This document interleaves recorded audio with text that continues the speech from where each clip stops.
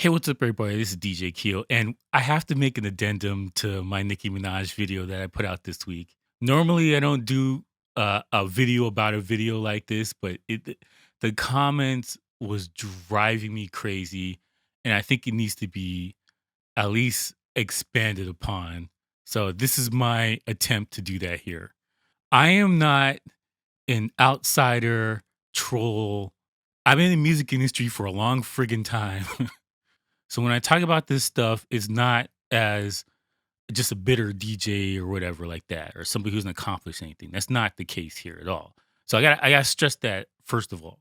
There are so many misconceptions about albums and sales, and it's confusing the hell out of people. So I'm gonna dispel some of these myths right now. I'm gonna provide links in the description so you can see them, and I may even put things on the screen so you can see them while I'm talking. In March of 2018, the RIAA and Billboard made new classifications for what counts as an album sale. Paid subscriptions on Billboard 200, 1,250 streams. That counts as an album sale. 1,250 streams counts as one album sale. So when you see on Billboard somebody sold 75,000 units, for instance, only a little bit of that is actual people went to iTunes and bought an album.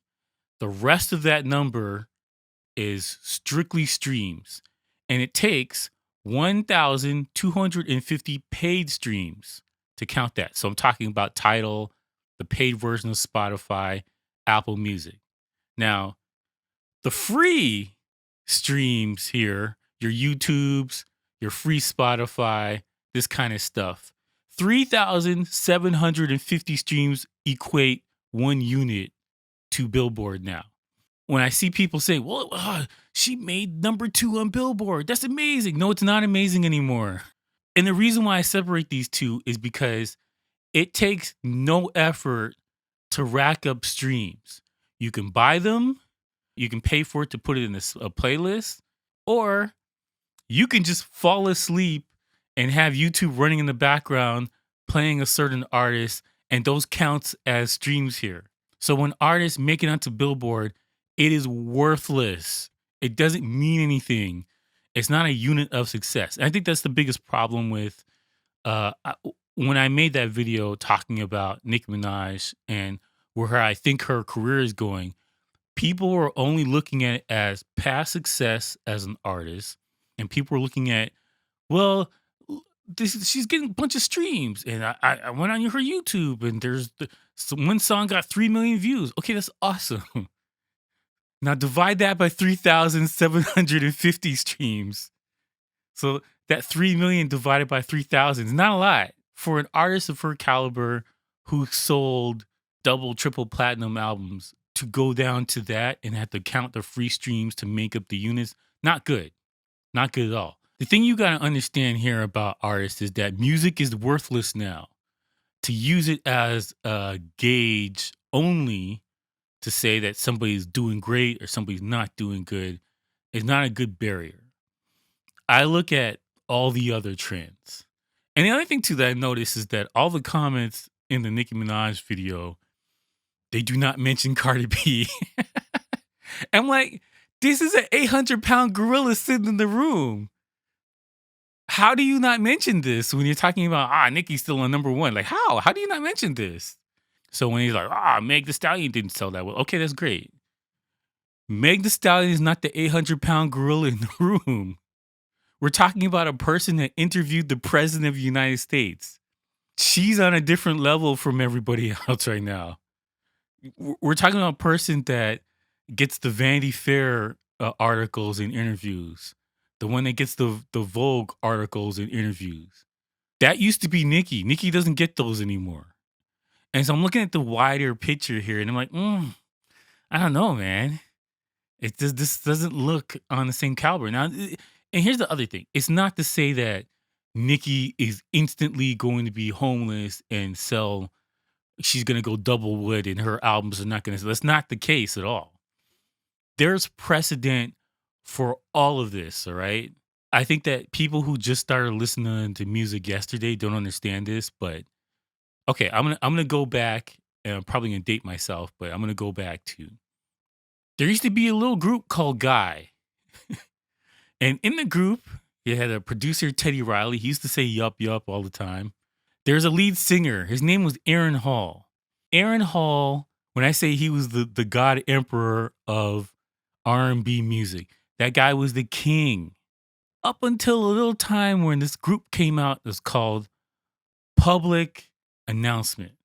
And the group called Public Announcement had a lead singer. You might be familiar with him. He's currently in jail right now. His name is R. Kelly. All right. And the upstart R. Kelly knocked off Aaron Hall because Aaron Hall was on vacation. Here comes the upstart R. Kelly. R. Kelly takes the spot. Aaron Hall is sitting in the corner like, nah, man, that used to be me. I was number one. All his fans were like, R. Kelly's never going to do anything. That guy's a bum. He'll never take Aaron's stuff. No, no, no, no, no, no. A lot of you people don't even know who Aaron Hall is. Look it up. The exact same thing, doing the same thing. Somebody took a vacation. The upstart came in. Everybody forgot about this person. And I give every artist that's the king on top. I'm using quotation marks, but you can't see it right now. The person who's the king at the top for urban and rap music. So we're talking the R&Bs, your rappers, that kind of stuff. You have 4 years to stay number one. And you can extend your 4 years like Drake has done, but most people have 4 years at the top. Some people have 2 years at the top, but average is 4. So if you're lucky enough to put out 2 or 3 albums and they both are successful, you can stay in your spot. But if any time you take a vacation, you are done for. Nicki Minaj took a vacation. Upstart Cardi B came on the scene.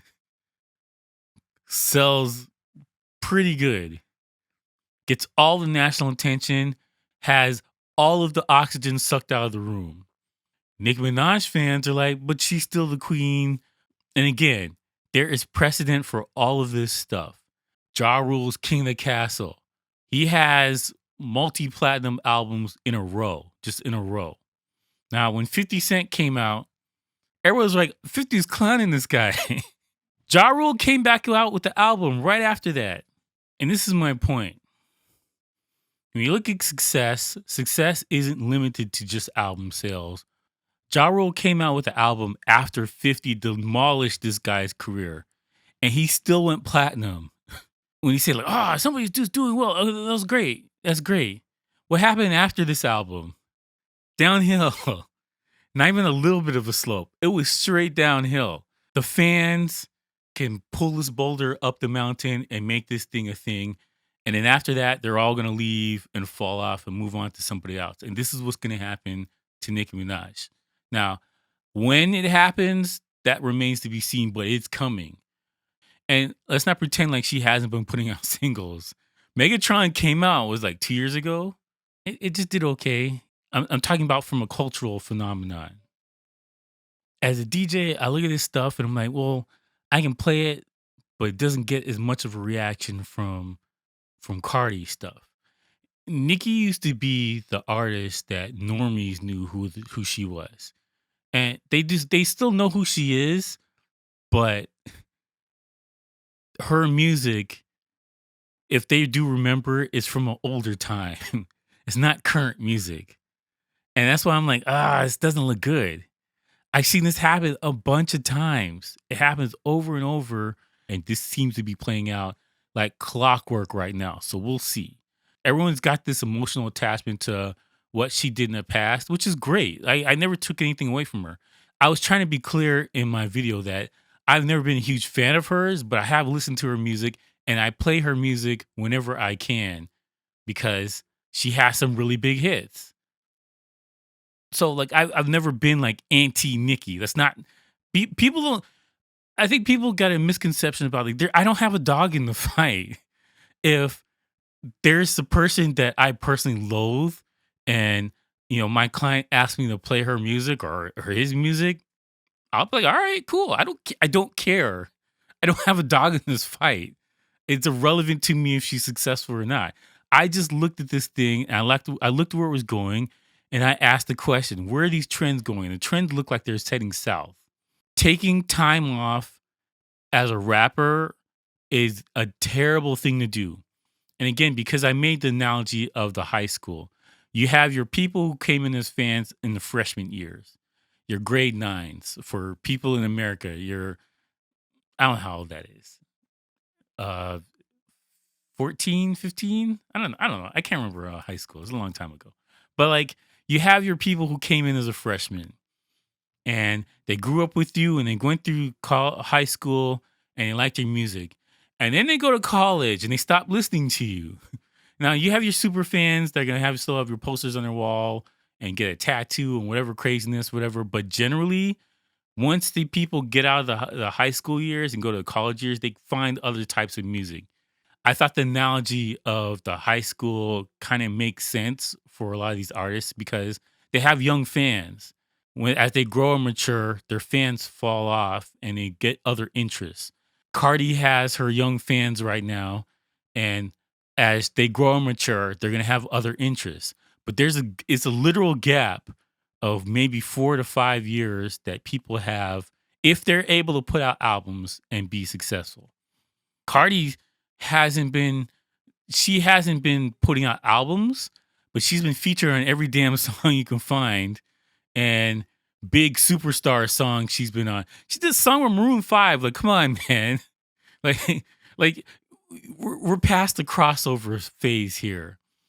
And so that's why I was looking at it like this. Like, this is a factor here. You have to add all these other things together. When Nicki Minaj interviews Joe Biden, I'm like, all right, okay, well, she's back. When, like she's at the Met Gala again, it's the other factors here, especially for women rappers that matter. They need to be on the magazine covers. They need to be outside of your super fans. You need the normies to be listening to your music too. So we're going to wait and see. Now, I'm not going to say that her next album is going to be a miserable failure and she's not going to sell any units because that's not true. That's not even remotely what I'm saying here. The decline is happening right now. So I think that people got a lot, oh no, I can't believe you said she's washed up. Like, I specifically said she's not washed up. I said it in the video.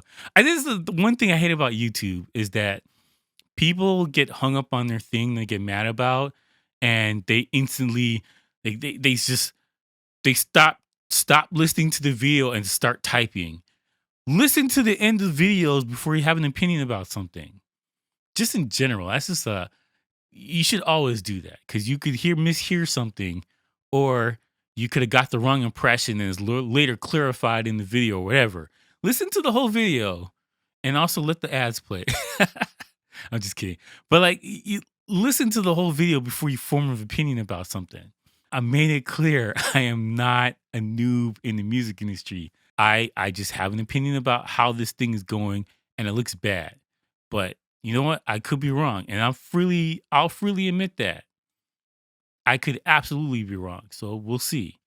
Anyways, let me know what you guys think about this. If you like to support the channel, you can buy something from my t-shirt shop. That's djkeo.store.